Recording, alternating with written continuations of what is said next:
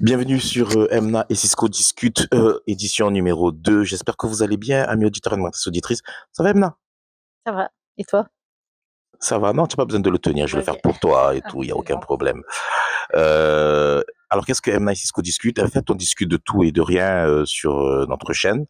Mhm. Là, ce sera au sein d'elle, sur la page YouTube. N'hésitez pas à cliquer sur le bouton s'abonner.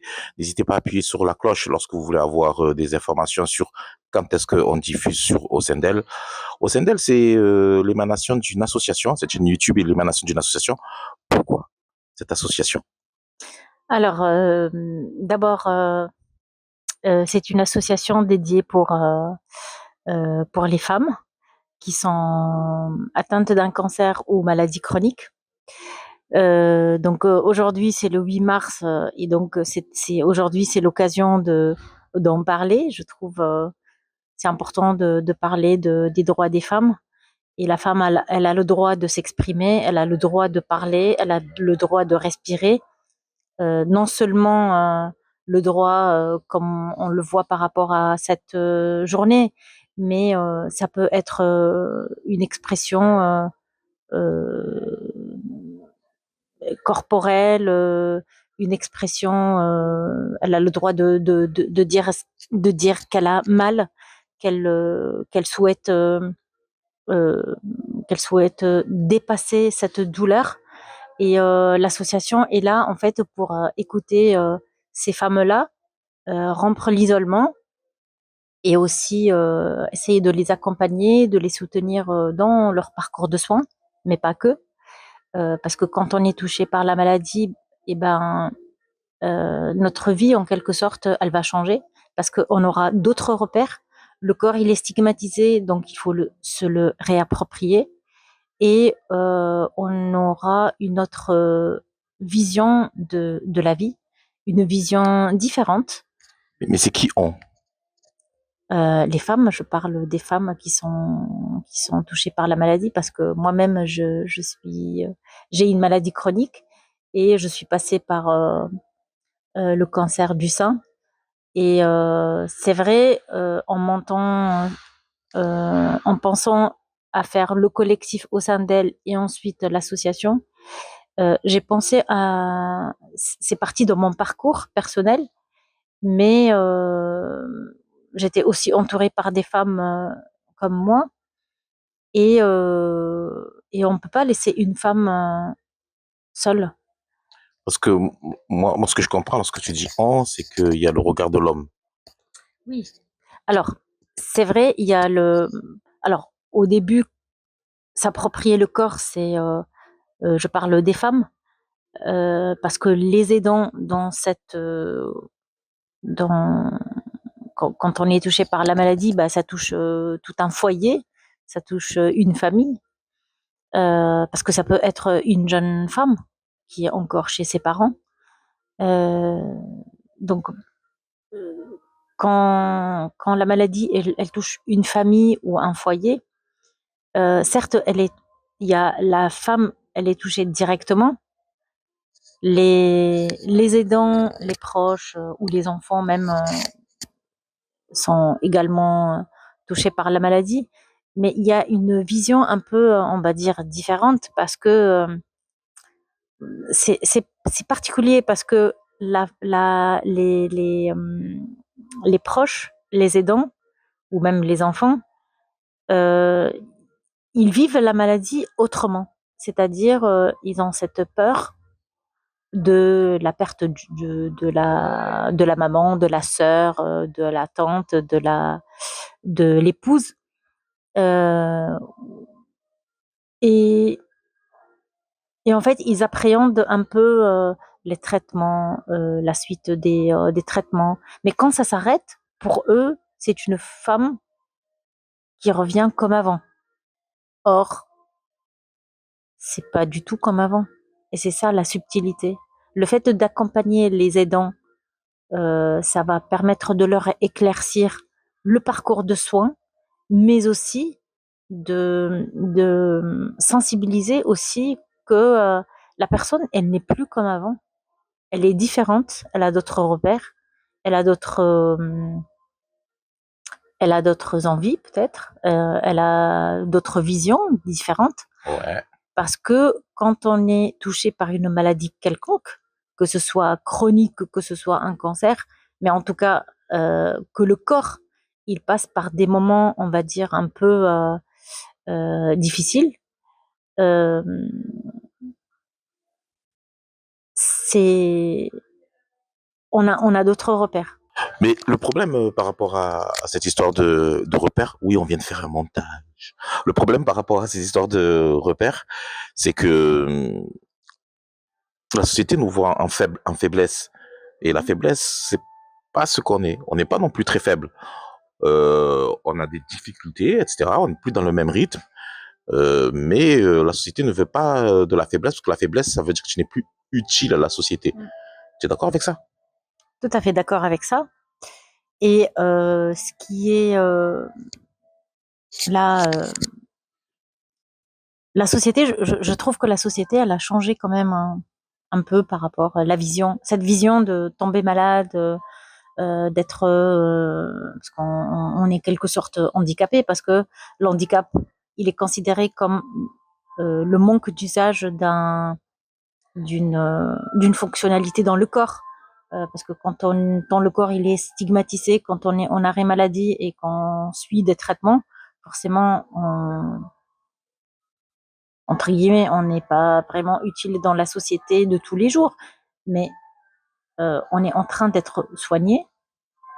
Et Mais justement, le soin, le fait voilà, on tombe malade, euh, il arrive un truc qui est le recul ou la prise en conscience de ce qu'est notre vie. Et ça nous permet d'avancer sur d'autres trucs. Ça s'est passé comment, toi, lorsque tu as voulu faire... Par exemple, moi, j'ai mon association où on diffusera des podcasts, notamment le tien. D'ailleurs, je vous rappelle que le podcast M-Attitude est maintenant, là, vous allez sur Ocha. Et sur Ocha, vous avez le pilote de M-Attitude. Et ça a permis ça. Mais c'est le recul que m'a permis de faire la maladie. Est-ce que c'est la même chose aussi par rapport à toi et cette association? Oui,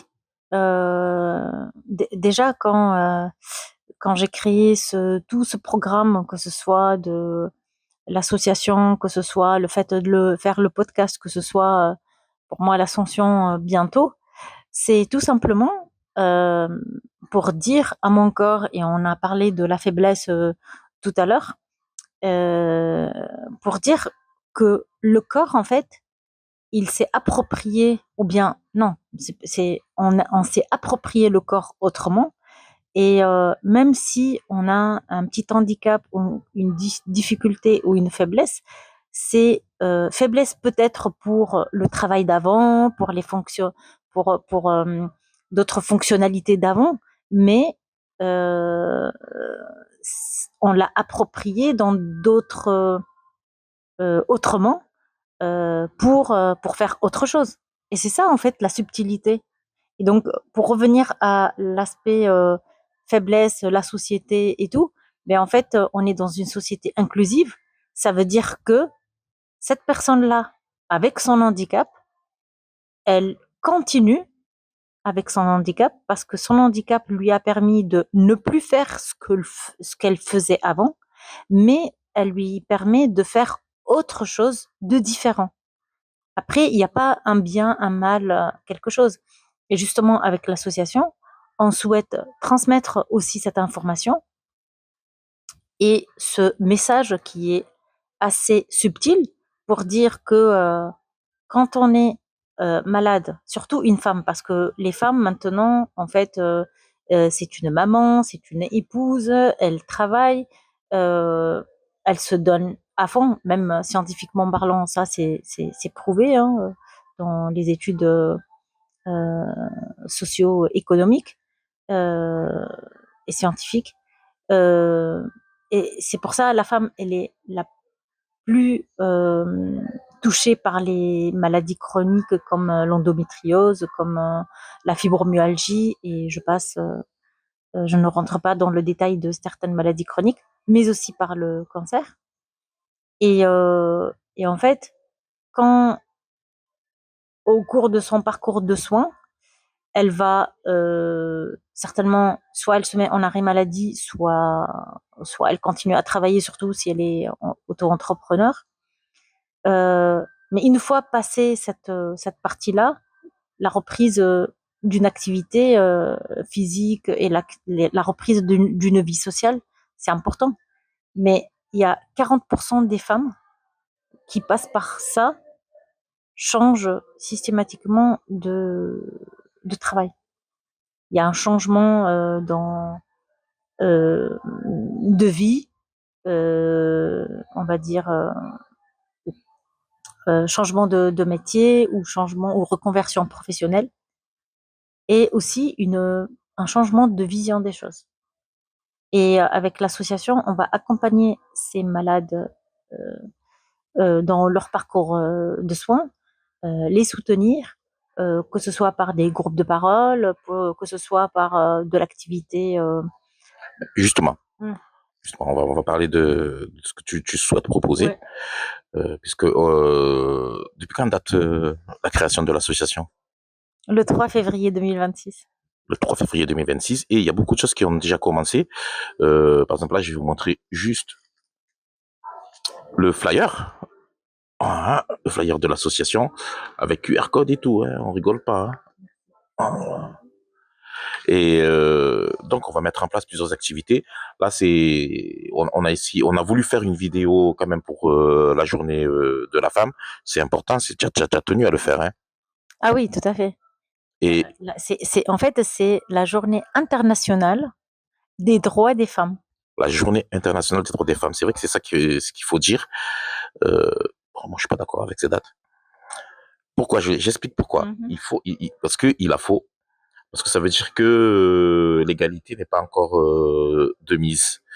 Tout à l'heure, on était parti faire une activité. On va pas citer c'est quoi cette activité parce que on va en parler sur d'autres canaux.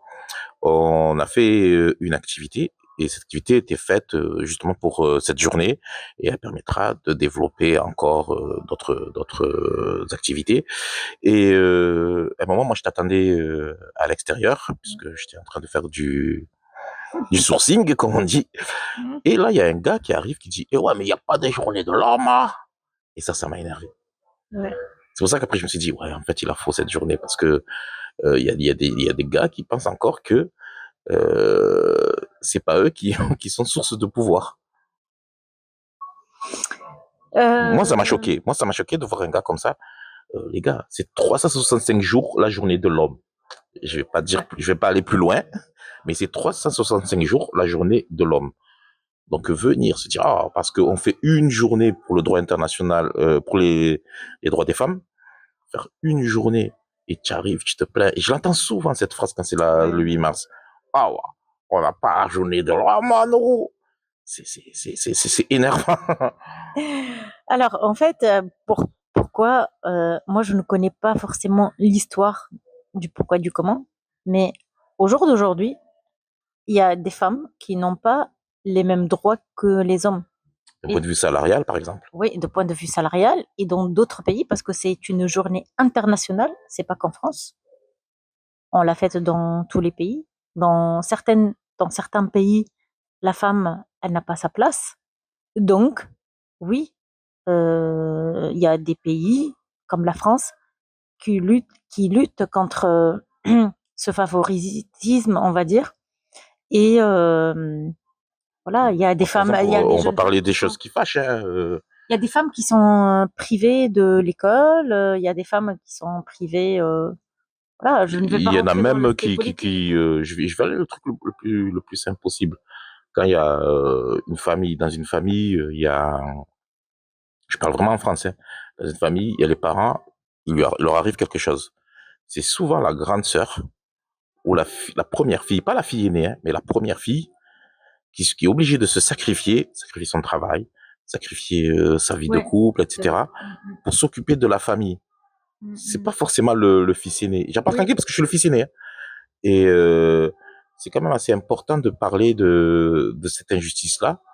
Euh, qui pèse sur les femmes, les filles, les femmes en général.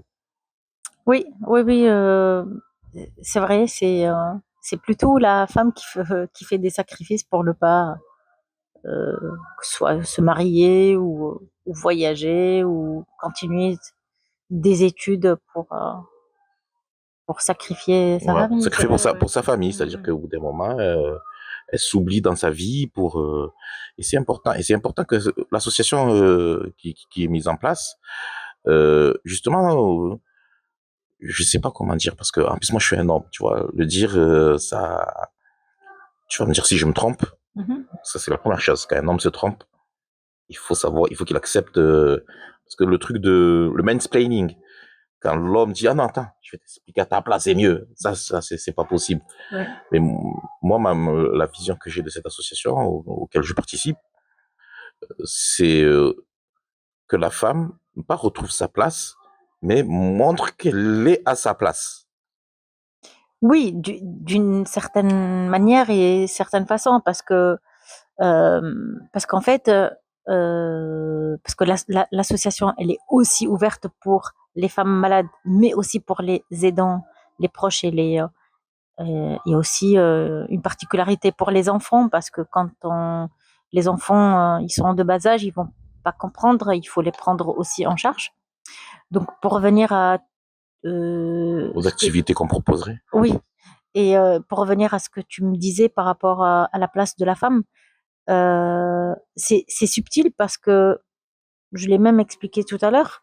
euh, elle va avoir une vision différente de sa vie, de sa vie de couple, en tant que maman, en tant qu'épouse, en tant que voilà, en tant que personne dans cette société, que ce soit familiale ou à grande échelle sociale. Mais tout le reste n'ont pas la même vision d'elle. C'est-à-dire, pour eux, c'est bon, la phase, elle est finie, la phase de traitement. Maintenant, tu reprends le travail, donc tu deviens comme avant. Or, ce terme comme avant, ça ne doit pas exister. Et c'est à elle de dire ce que ce qu'elle souhaite faire, ce qu'elle est maintenant. C'est en fait, je pense toujours à ce papillon. D'ailleurs, sur le logo, en fait, il y a, il y a un petit papillon. Et pour moi, en fait, c'est une métamorphose. On est obligé de passer par là pour se transformer, pour oser. Parce que c'est vrai, dans ce que je pense, c'est au sein d'elle, c'est oser, oser entrer dans cette association pour se découvrir, pour s'élever, pour parce que c'est une vision différente des choses, vision différente d'autres associations. Je ne vais pas faire, on va pas proposer des activités physiques comme toutes les autres associations. Non, il y a des groupes de parole et des groupes de parole qui sont dédiés, thématiques. On parle de certains thèmes qui sont proposés ou proposés par des femmes et même des aidants. Ça peut être un entretien individuel, que ce soit avec, avec l'un des membres de l'association qui sont particulièrement spécialisés en sociologie ou autre, mais on en parlera plus tard lors de l'inauguration. Ah, il y aurait une inauguration, j'arrive pas à le dire, une inauguration. J'espère, oui. Oui, oui, on parlera de plus tard. Il y aura aussi peut-être, pourquoi pas, des groupes de parole, pas, non, pas des groupes de parole, mais je dirais euh, pour les aidants. Il y a des groupes de parole pour les aidants. Et aussi des mouvements du corps. Parce que le corps, il n'est plus comme avant. Et c'est le corps qui va s'exprimer par des mouvements. Et un des membres de l'association le fera avec beaucoup de bienveillance et, voilà, il y aura des activités, mais je veux pas tout dévoiler maintenant. Euh, et Moi, voilà. je vais parler de la partie qui me concerne. Oui, Voilà, la toi partie aussi, qui. t'es membre dans cette association. Alors, il y a deux trucs que je voudrais expliquer. C'est, voilà, on parle beaucoup des femmes et tout, mais qu'est-ce que ce gros garçon fait dans l'association? Moi, je suis là, je suis là en tant que malade. Ça m'a parlé. Et on a mis en place des podcasts avec Emna.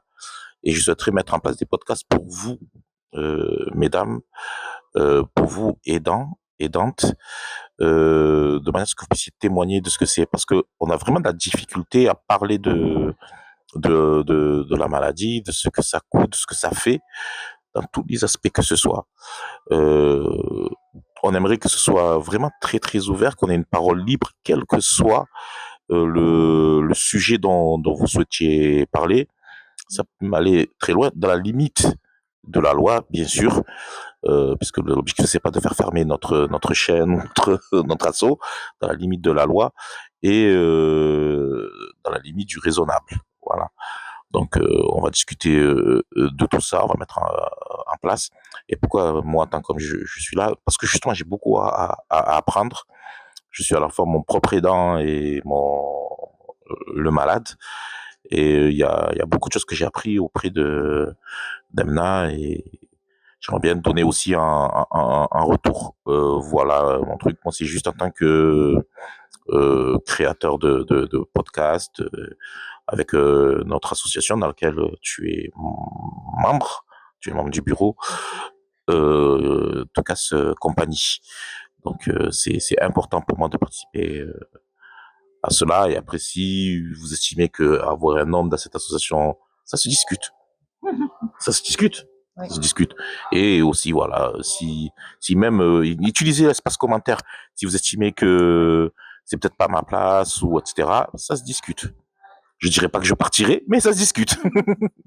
Voilà, parce que c'est important de savoir si le fait d'avoir un homme ou des hommes, ça met mal à l'aise, etc. Et qu'on en discute et qu'on voit que le fait d'être mal à l'aise puisse soit disparaître ou d'autres choses. De toute façon, on travaille tous en solidarité et en lien. Bien sûr. Moi, je suis d'accord avec toi parce que je trouve que on est dans cette société-là, on est comme dans une chaîne. Euh, on a besoin des uns des autres parce que on n'est pas tous égaux, certes, mais on n'est pas parfait. Donc, on a besoin des uns des autres pour le podcasting, pour tout ce qui est. Euh, certes, on a besoin de toi. Toi, en tant que malade, tu es aussi aidant de toi-même.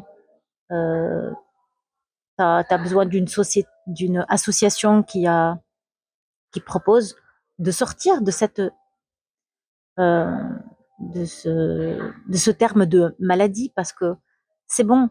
Le fait que la maladie est sortie, elle s'est exprimée à l'extérieur. Euh, pour moi, elle n'y est plus. Elle n'est plus dans ce corps. Et maintenant, elle a fait des effets,